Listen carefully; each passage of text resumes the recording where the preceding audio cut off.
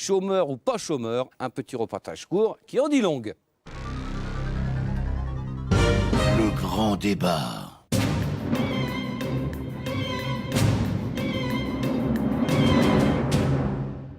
Jean-Marc était cadre dans une société de services informatiques. Hélas, un beau jour de juin 2000, alors qu'il rangeait son bureau, Jean-Marc apprend qu'il est licencié. De nouveau sur le marché du travail, Jean-Marc, serein, attend alors les coups de fil des chasseurs de tête. C'était il y a 8 mois. Aujourd'hui, enfouissant son orgueil dans la profonde poche de l'oubli, il a consenti à reprendre tout à zéro et à rédiger un CV qui, dit-il, a passé pour une merde. Nous allons le suivre heure par heure dans cet effort de mémoire, un effort intense pour Jean-Marc, qui en plus n'aime pas regarder en arrière dans ce qu'il appelle le rétroviseur de la vie. Ce matin, Jean-Marc avait donc mis le réveil plus tôt. À peine habillé, il s'est précipité à l'ouvrage. C'était il y a 5 minutes. 12 heures, Jean-Marc s'interroge. Doit-il mettre son prénom avant son nom, ce qui, selon lui, donne un côté plus convivial, plus ami-ami, ou l'inverse, nom puis prénom, certes plus consensuel, mais moins risqué. 13 heures, Jean-Marc Tatillon ne néglige aucun détail. Il hésite entre inscrire son âge officiel, 41 ans, ou l'âge qu'il estime avoir dans la tête, à savoir 23 ans. 14 heures, Jean-Marc tergiverse. Doit-il donner sa véritable adresse, 33 rue Achille Zavata, ou bien donner l'adresse de son frère, 6 rue Yvon Gattaz? 15 heures. Soupesant chaque mot, Jean-Marc a choisi l'intitulé de sa nouvelle situation familiale, célibataire récemment divorcé. Malin, il estime que la notion de célibat indique qu'il peut travailler tard le soir et le week-end comme un forcené en n'étant pas forcément payé plus. Récemment divorcé indique parallèlement qu'il doit travailler énormément pour son entreprise afin d'amasser beaucoup d'argent pour pouvoir aller aux putes et leur payer des cadeaux.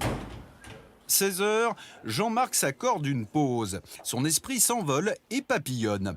Il rêve au jour où il remettra sa cravate bleu nuit frappée de ci par moult dalmatiens et de là par des aristochats. Dès cet instant, Jean-Marc redeviendra Monsieur Jean-Marc. 17 heures, la nostalgie plane sur Jean-Marc comme un albatros sur une décharge à ciel ouvert. Pour lui, c'est sûr, un jour, il remangera des sushis. 19 heures, coïncidence incroyable. À la radio, Jean-Marc reconnaît une chanson de Michel Sardou sur laquelle, naguère, il avait rencontré Françoise, son épouse. 20 heures, Jean-Marc suspend brusquement la rédaction de son CV. Il vient de prendre une décision importante, il veut passer à la vitesse supérieure. Un double. 21 heures, Jean-Marc, reprenant ses écrits, recense ses loisirs préférés. Pour une fois, c'est simple, aquariophilie, numismatie et goût des musiques pop. 22 heures, Jean-Marc est soudainement dubitatif.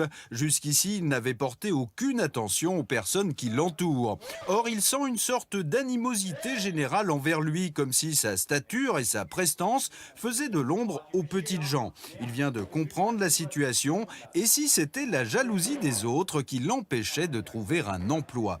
Qu'importe, il pense à David Douillet et choisit alors de se draper dans le kimono de l'indifférence. 23 heures. Au fond de son verre, il croit alors apercevoir le cul de son idole Nicole Notat. « Viens, viens, prends-moi », semble-t-elle supplier. Il cède et en éprouve de la honte mêlée étroitement à du plaisir. 1 heure du matin. Jean-Marc est confiant dans son avenir. Jupiter n'est-il pas dans Saturne? A fortiori, la conjoncture est bonne. On parle même de plein emploi. Le plein emploi, vous vous rendez compte? Jean-Marc ému, en pète de joie. 2 heures du matin, c'est décidé. Au lieu de tomber dans les clichés, au lieu d'envoyer bêtement des CV à tout va, Jean-Marc attendra de pied ferme la reprise économique. Fort de cela, il se sent invincible. La première chose qu'il fera avec tout son argent futur, il boira. Mais pas ici, pas dans ces endroits de misère. Non, il boira chez lui, comme les gens bien.